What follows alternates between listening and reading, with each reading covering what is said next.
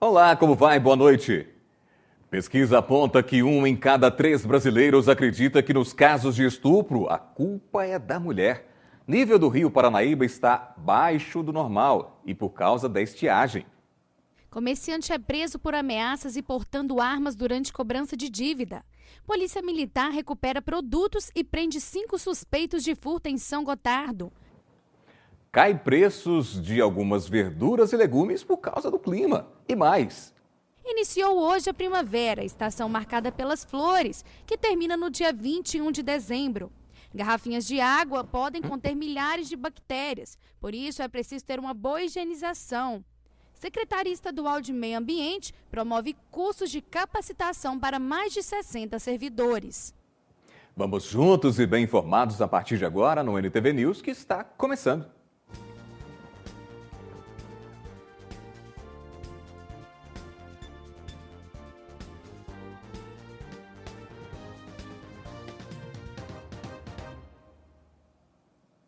E um comerciante acionou a Polícia Militar na cidade de São Gotardo depois de chegar ao local e perceber que a loja havia sido arrombada e vários objetos furtados.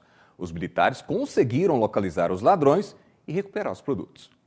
O proprietário notou que a porta de sua loja, localizada em uma galeria na Praça São Sebastião, na cidade de São Gotardo, teria sido arrombada e acionou a Polícia Militar.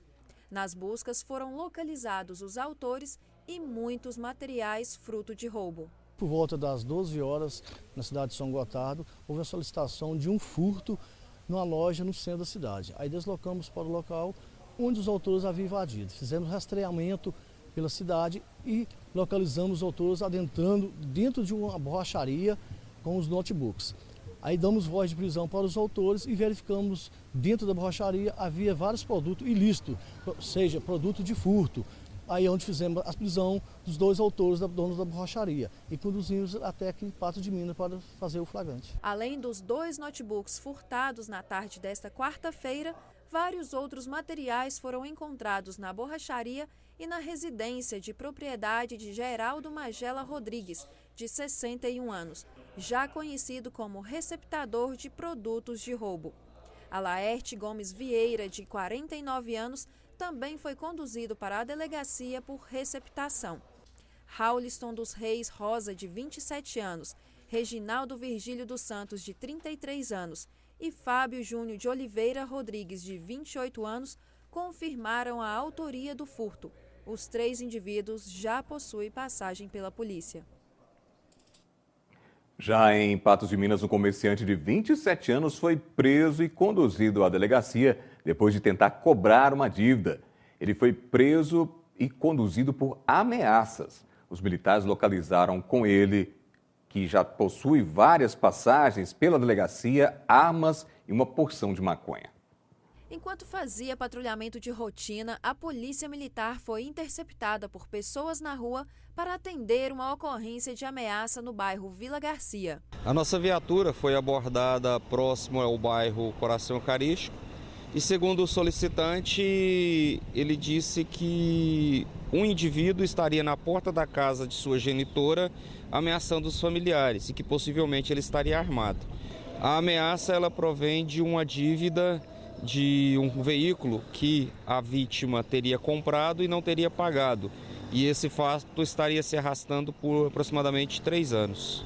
Também foram apreendidos um revólver calibre 32, 3 munições, um facão, um canivete e uma bucha de maconha. Com a chegada das guarnições na casa da genitora do solicitante, o autor tentou evadir. No que ele tentou evadir, ele foi contido e localizado com ele um revólver 32 e 3 munições intactas. Dentro do veículo que ele utilizava foi localizado um facão e um canivete. Em busca realizada no comércio, tinha um quarto que ele dormia, foi localizado uma pequena quantidade de maconha, que segundo ele seria para uso próprio. O autor, de 27 anos, já possui passagem pela polícia por furto, roubo, receptação e direção perigosa. O autor ele já cumpriu pena em presídios da região e novamente ele está à disposição do delegado com o material apreendido. E já aqui no ETV News, você confere: Secretaria Estadual de Meio Ambiente oferece curso de capacitação para servidores. E nível abaixo do Rio Paranaíba gera preocupação.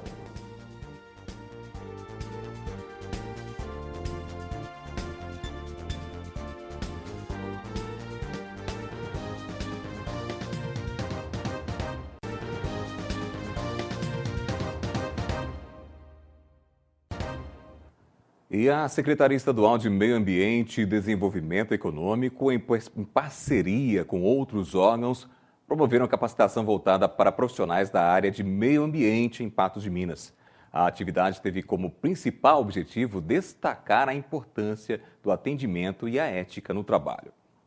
O projeto Ecos é de iniciativa da SEMAD, que busca trabalhar posturas e comportamentos dos servidores visando uma melhoria no atendimento ao público. Existem determinados parâmetros que você tem que seguir. Como você atende uma pessoa, como que você usa o diálogo eficiente, uma comunicação, a sua forma de expressar corretamente. Porque não basta você ser apenas um profissional competente de forma técnica, mas você tem que, sobretudo, mostrar que é um profissional que tem um lado humano muito desenvolvido. E uma das metas desse projeto é trabalhar essa boa relação que deve existir entre a sociedade e a instituição. Na oportunidade, vários temas foram abordados. Um dos pontos importantes foi usar de forma adequada os recursos naturais disponíveis. É um projeto onde nós vamos trabalhar as posturas, os comportamentos e as atitudes dos servidores, usando como ferramenta a educação ambiental, que é uma atividade que cada servidor ele tem que exercer no seu dia a dia perante a sociedade, que é como você levar informações, você levar ensinamentos, técnicas de utilizar racionalmente o uso dos recursos naturais. O projeto será realizado em várias regiões do estado. O Alto Paranaíba, que possui 11 escritórios, um parque e 3 viveiros, é a segunda região a receber o curso de capacitação. Esse projeto ele é dessa nova gestão. Nós estamos fazendo ele aqui agora no Alto Paranaíba. Já temos uma turma também na sede em Belo Horizonte com os servidores que trabalham na cidade administrativa. Lá é um curso mais extenso e no interior nós estamos fazendo de uma forma assim mais reduzida, até pela a forma, como a gente tem que ficar vindo no interior, então 2, 3 dias varia.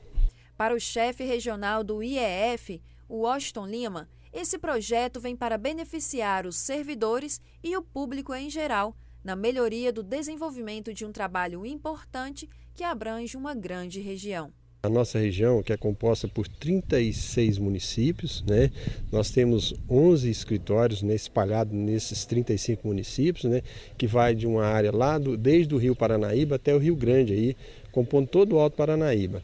E esse trabalho é uma ação do Estado, a procurar, a melhorar o serviço prestado à comunidade na política florestal do Estado, na política de meio ambiente.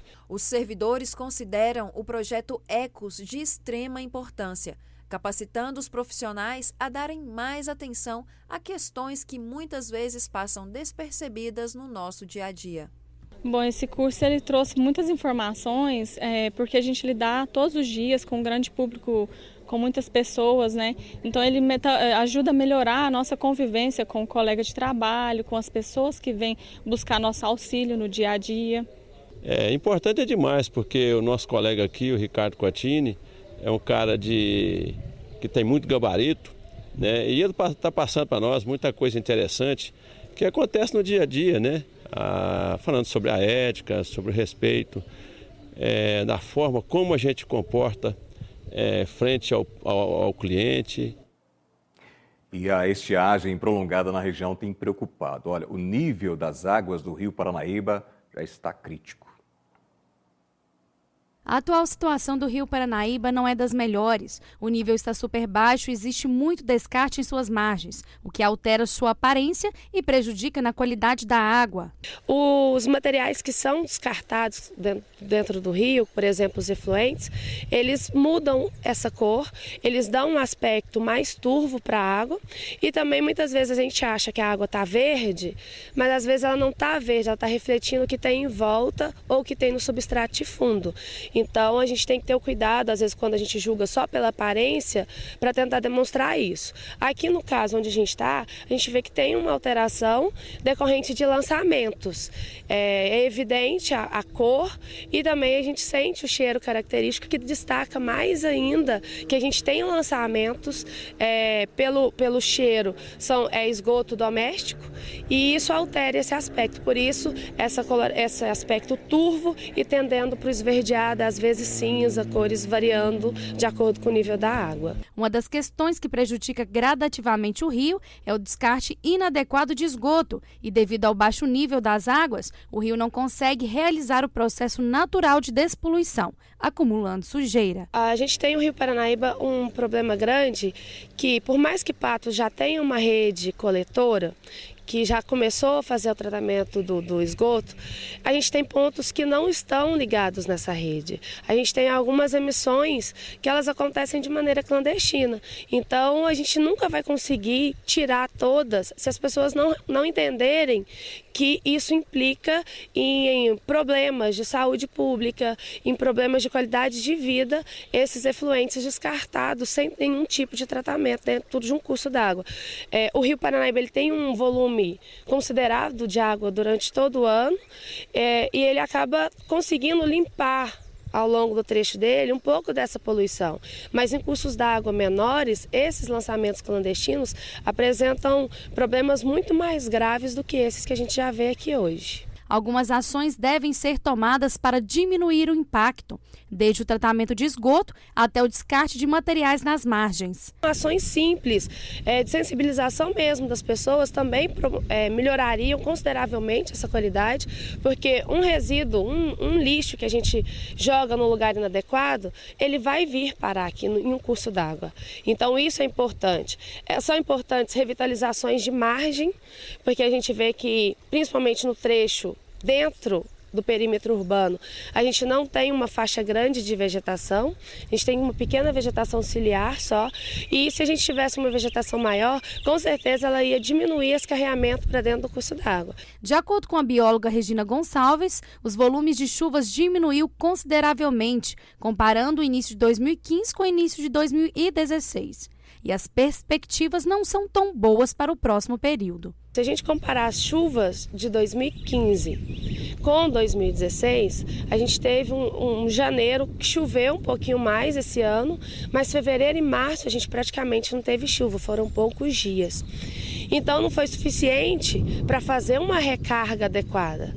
E por isso a gente teve essa diferença tão grande no nível de água agora, nesse momento que a gente está enxergando. É percebível na região que o volume de água tem mudado de localidade, o que preocupa a bióloga na questão de se ter ou não água necessária para atender toda a demanda. Ela muda de lugar, ela muda de estado. Então aqui a gente tem evaporação no rio, mas não quer dizer que ele vai precipitar na nossa região.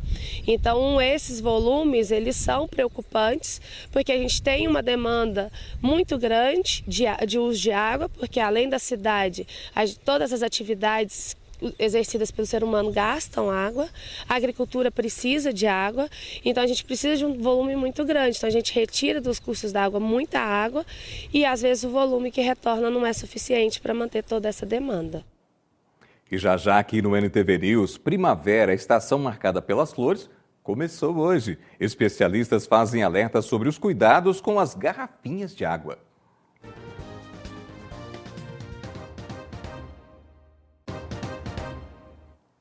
E começou oficialmente hoje uma das estações mais belas do ano, a primavera, e com ela a expectativa de temperaturas mais amenas. O inverno acabou tão quente que muita gente nem se lembra do friozinho da estação. A primavera começou nesta quinta-feira, às 11h21 da manhã, e se ela é a estação das flores, quem observa bem deve ter percebido que elas já estão por aí.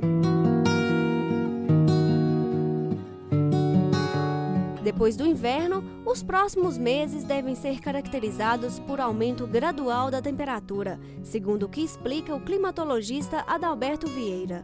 É interessante, como nós temos o outono, a primavera também é uma estação de transição. O importante da gente analisar esse ano é que nós passamos de um fenômeno que nós tínhamos nas águas do Oceano Pacífico, que era o El Niño, para a Laninha. A Laninha é um resfriamento da água do oceano, então agora ele está um pouco mais frio. Isso traz mais chuvas para a região norte, nós ficamos um pouco dentro da média e menos chuva para o sul. Então, se você for analisar todos os anos que nós temos influência do fenômeno Laninha, nós vamos ter um pouquinho mais de chuva do que o normal para a nossa estação e para o norte do Brasil. Para o sul do Brasil, normalmente um pouco menos chuva do que o normal. A principal característica da primavera é o reflorescimento da flora. Esse período é marcado por belas paisagens formadas pela natureza, com grande diversidade de flores.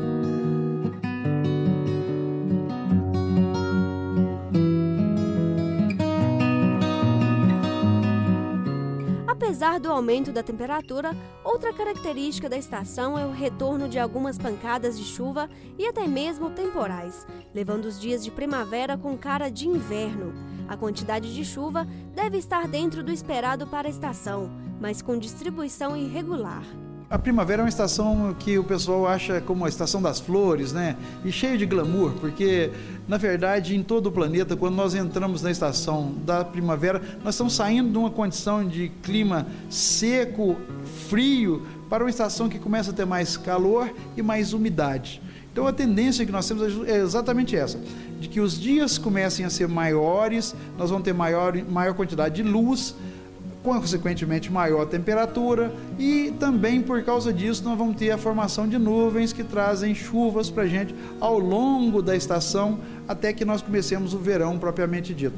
Mas é interessante a gente entender que nesse momento o início da primavera coincide exatamente com o momento em que o Sol passa sobre a linha do Equador incidindo de forma perpendicular, ou seja, hoje nós vamos ter a mesma quantidade de energia no hemisfério sul e no hemisfério norte.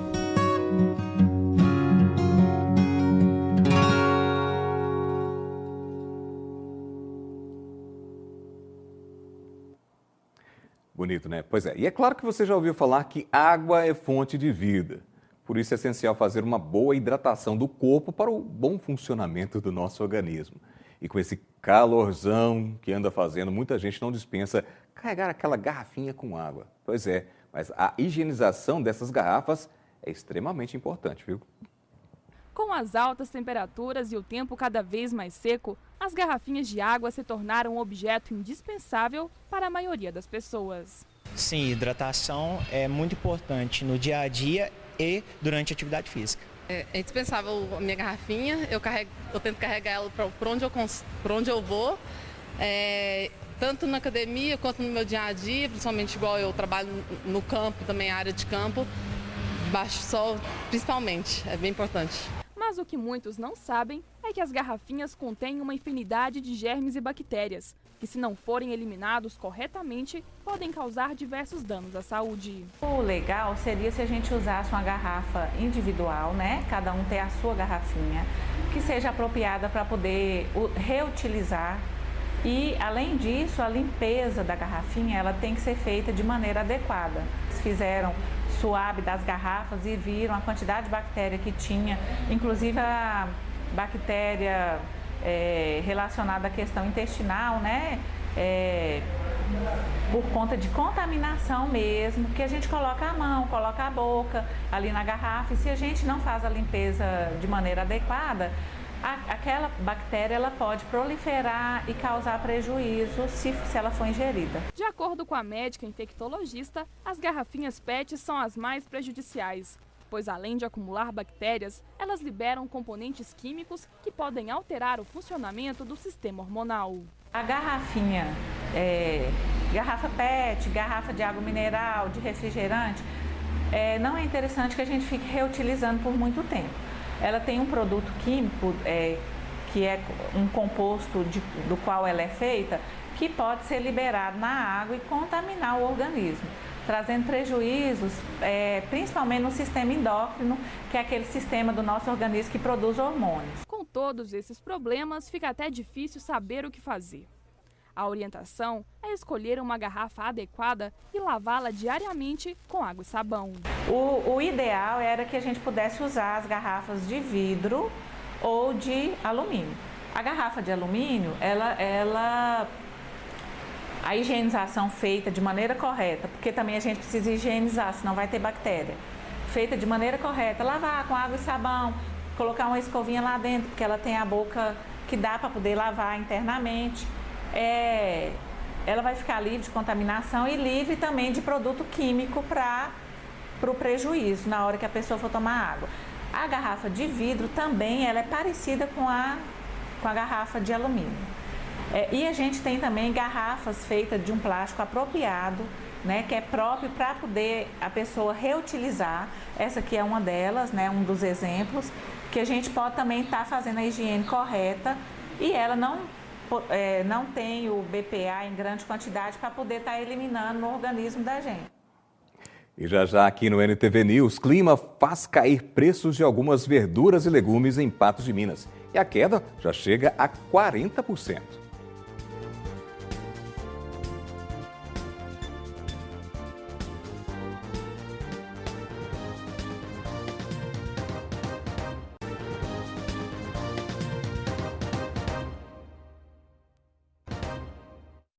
O INSS cotou 53 mil benefícios por incapacidade até julho deste ano, antes, portanto, do pente fino que será iniciado neste mês pelo Instituto. No início do ano, o órgão apresentou ao Ministério do Orçamento um plano para reduzir despesas obrigatórias. Para isso, assumiu o compromisso de revisar 500 mil auxílios-doença e 700 mil aposentadorias por invalidez que estavam sendo pagos há mais de 3 anos, segundo o relatório do Ministério da Transparência. Os cheques devolvidos por falta de fundos em agosto alcançaram 2,18% do total de emissões. Esse percentual é o mais baixo desde setembro do ano passado, segundo pesquisa do indicador Serasa Experian de cheques sem fundos. No mês anterior, em julho, a taxa tinha sido de 2,26%, e 2,11% em igual período do ano passado. Comparado a agosto dos anos anteriores, este foi o que apresentou pior desempenho desde 1991, quando teve início esse levantamento. E o clima tem influenciado diretamente o preço de alguns produtos hortifrutis nas feirinhas e sacolões da cidade. A queda de alguns produtos já chega a 40% do preço só nesse mês de setembro. Está mais em conta comprar nos sacolões em Patos de Minas. Os estabelecimentos do setor apontam que as quedas nos preços em setembro estão sendo bastante significativos em comparação com agosto. Desde já uns 15, 20 dias para cá, os preços decaíram bastante. O preço das mercadorias em geral deu uma baixada boa, né? Então, assim, acho que está sendo bem compensativo poder estar comprando e sem contar também porque está bem quente, né? Esquentou bastante, o clima está bastante propício para poder estar ingerindo mais frutas, verduras, né? Para o senhor Manuel, vale a pena a pesquisa nas lojas do segmento antes de comprar. As variações nos custos dos produtos podem compensar para quem fica de olho no menor preço do mercado. Tem que fazer uma pesquisa e ver o que compensa você levar e o que compensa você deixar para uma outra hora aquilo também que está caro possa estar na promoção. Se comparando o mesmo período de agosto, tem sido possível fazer uma boa economia na hora de levar para casa legumes, frutas e verduras. O preço do quilo da batata, que antes estava a R$ 5,50, baixou para R$ 2,50. A cebola estava sendo vendida também a R$ 5,50 e agora está a R$ 1,49. Outros alimentos também sofreram mudanças de preço.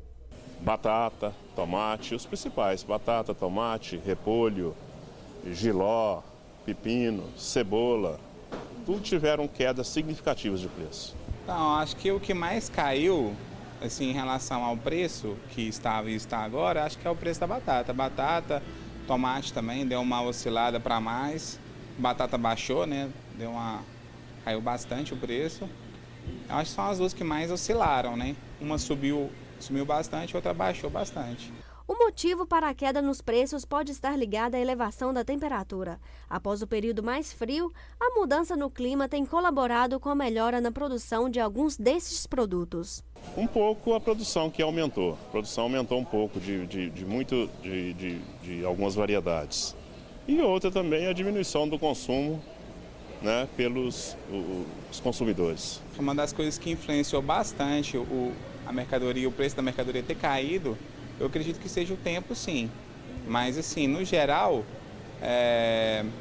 eu acho que também o fato de ter mais mercadorias também sendo oferecidas, eu acho que faz com que o preço abaixe também.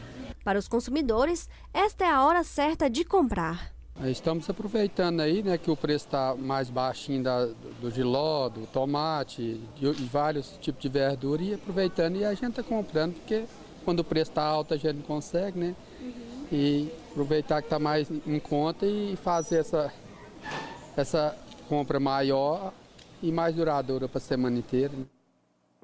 E já, depois do intervalo, você confere. Transferência escolar de alunos que residem no Quebec começa amanhã. E psicóloga avalia a culpabilidade de mulher em estupros após divulgação de pesquisa, que aponta que 1 em cada 3 brasileiros acredita que nos casos de estupro, a culpa é da mulher.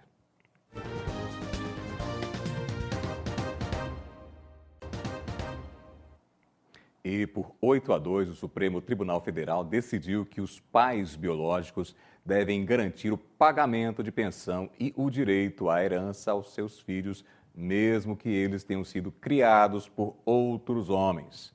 O julgamento tirou em torno do caso que envolveu uma mulher de 33 anos, de Santa Catarina, que descobriu na adolescência que o homem que a criou ao lado da mãe dela não era o pai.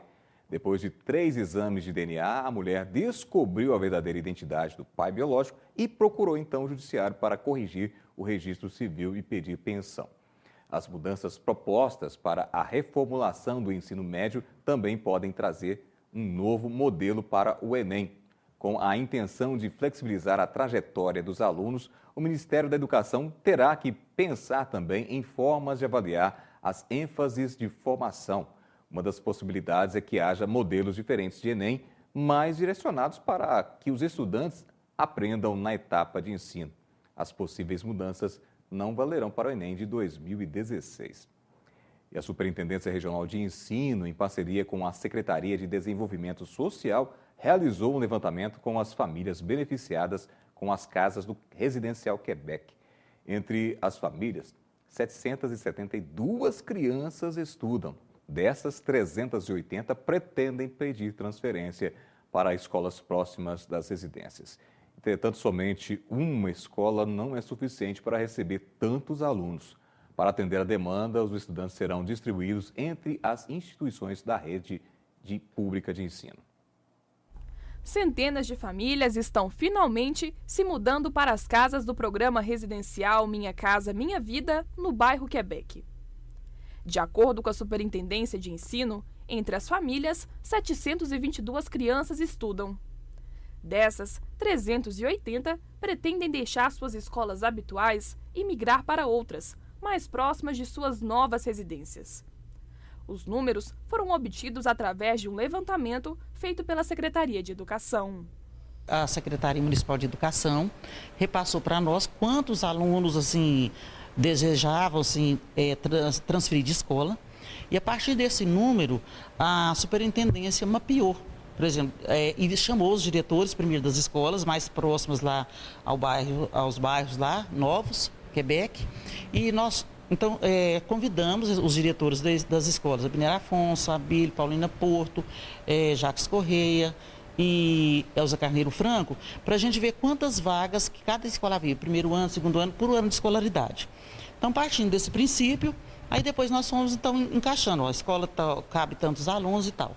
Então, é bom assim, os pais ficarem cientes que as escolas assim, disponibilizadas para atender os filhos, né, das famílias que estão indo para lá, são as escolas que ficam mais próximas ao bairro novo, tá? Para atender a demanda, os estudantes serão distribuídos entre as instituições de ensino que estão mais próximas do residencial. A Escola Estadual Paulina de Melo Porto irá disponibilizar 117 vagas para alunos do 1º ao 4º ano do ensino fundamental e 12 vagas para alunos do ensino médio. A Escola Polivalente abriu 105 vagas para estudantes do 6º ao 8º ano e 120 para estudantes que cursam o ensino médio. A Escola Jacques Correia disponibilizou 54 vagas para estudantes do 4º ao 9º ano. Já a Escola Abílio Caixeta, 44 vagas, e a Escola Binera Afonso irá receber até 30 alunos do ensino fundamental. Depende do número de vagas de cada escola. Umas vão atender mais alunos e outras menos, sim. Por exemplo, a Abílio Caixeta e o Binera Afonso vão atender menos alunos, porque são as escolas muito cheias. Já a Escola Paulina de Melo Porto, ela vai atender muitos alunos do 1º ao 3º ano do ensino fundamental, porque lá há salas ociosas ainda, então vão ser abertas novas turmas, né? Também, há maior número de vagas na Elza Carneiro Franco, né, no Polivalente, porque lá também existe sala ociosa. Então, aí pode abrir mais turmas. Inclusive, lá tem vagas para ensino médio e para os anos finais do ensino fundamental em número maior, tá? De acordo com a diretora da Superintendência de Ensino, as matrículas para o processo de transferência já podem ser feitas. Nenhum aluno vai deixar de ser atendido, né? E eu quero esclarecer os pais o seguinte: a importância deles estarem procurando essas escolas o mais rápido possível, porque vão ser atendidos aqueles alunos que procurarem primeiro a escola, né? Porque nós não temos a relação de quais são esses alunos e tal. Então, à medida que for preenchendo as vagas, eles terão que procurar outras escolas. Às vezes, por exemplo, ele vai ficar um pouquinho mais distante da residência dele, mas também, em contrapartida, ele tem transporte gratuito, né, para levar os alunos. Então, sem atendimento, os alunos não ficarão, sem escolas, eles não ficarão. Uma pesquisa divulgada pelo Fórum Brasileiro de Segurança Pública aponta que 1 em cada 3 brasileiros acredita que nos casos de estupro a culpa é da mulher. Segundo o levantamento, 33,3% da população brasileira acredita que a vítima é culpada. Entre os homens, o pensamento ainda é mais comum. 42% deles dizem que mulheres que se dão ao respeito não são estupradas. Mas será que essa pesquisa condiz com nossa realidade? Os números assustam. Dados indicam que no Brasil, uma mulher é estuprada a cada 11 minutos. De acordo com um levantamento feito pela Secretaria de Estado e Defesa Social, nos últimos 12 meses foram registrados 4.348 casos de violência sexual em Minas Gerais, uma média de 12 por dia.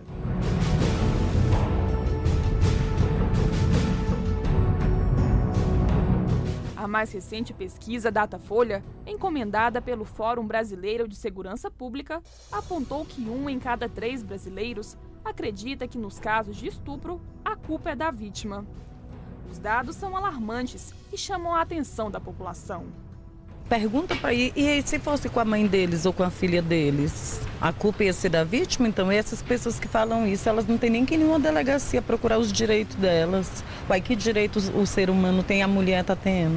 Nós estamos no século XXI ou no século XVIII? Não fala que a gente tem que estudar e acompanhar o progresso?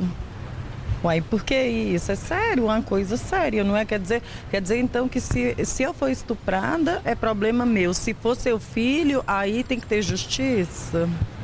É muito contraditório, não é não, uma situação dessa?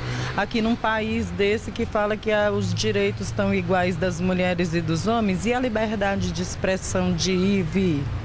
Quer dizer que um short curto na rua, a mulher está pedindo para ser estuprada e um biquíni na praia. O levantamento do Datafolha ouviu mais de 3.000 pessoas. 30% dos entrevistados concordaram com a afirmação de que toda mulher que usa roupas provocativas não pode reclamar se for estuprada. De acordo com a psicanalista, a culpabilização da vítima pode causar traumas irreversíveis. Eu vejo nisso que tem uma dupla agressão aí, né? Uma agressão quando a pessoa é estuprada e agressão porque ela tem é moralmente agredida também. Com relação a isso, o que eu penso, né? Dizer que uma mulher consente em ser estuprada pela forma como ela se veste, pela forma como ela lida com o corpo ou se comporta, na verdade é transferir a culpa e a responsabilidade para o outro, fazendo com que, nesse cenário de que a culpa é do outro, que há um consentimento, o agressor, ou seja, o homem, né, que vai cometer o ato do estupro, ele não vai entender esse ato como uma transgressão, já que ele entende que há um consentimento do outro, né? No caso, pela forma como se veste, por exemplo. E quando você transfere essa responsabilidade, essa culpa e gera essa ideia do consentimento, a culpa e a vergonha, que são dois elementos que inibem o instinto, eles vão sair de cena. Quando eles saem de cena, cria-se o ambiente adequado para que essa pessoa, que na verdade é um agressor, possa partir para o ato, né? E, na verdade, pensar que as mulheres querem ser estupradas, assim, criam uma ideia, né, assim, de que, na verdade, o estupro é, inclusive, algo extremamente excitante e prazeroso. Ainda de acordo com o levantamento, 91% dos brasileiros acreditam que é preciso ensinar as crianças a não estuprar. Educar as crianças para que elas possam entender o espaço e o corpo da mulher como alguma coisa que precisa ser preservada e respeitada. É claro que a educação ela pode contribuir com isso. A pergunta que fica no ar é a seguinte: o que fazer para mudar essa realidade e esses números? O debate sobre violência sexual é extenso e merece total atenção das autoridades. E o NTV News de hoje fica por aqui. Outras notícias você confere amanhã a partir das 11h30 da manhã no Telejornal 30 Minutos e, novamente, a partir das 19 horas com o NTV News. A gente volta a se falar do programa Opinião Regional a partir das 18 horas. Boa noite para você. Até amanhã.